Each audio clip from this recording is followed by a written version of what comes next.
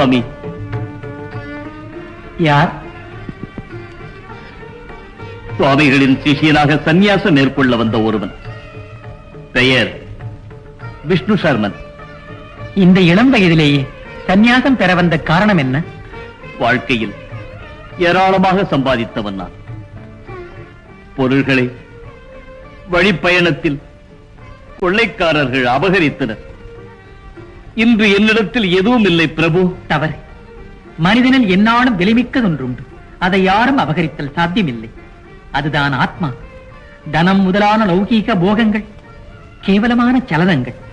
அதை இழப்பதில் வேதனை கொள்பவர் மூடர்கள் மாத்திரமே தான். நான் வேதனை கொள்ளவில்லை பிரபு. நல்லது. உன்னை நாம் சந்நியாசி சிஷ்யனாக ஏற்றுக்கொண்டோம். இன்று முதல் சனந்தன் என்ற பெயர் நிலைக்கட்டும். அருள் கிடைத்து விட்டது பிரபு. அறியாமையும் நீங்க பெற்றேன்.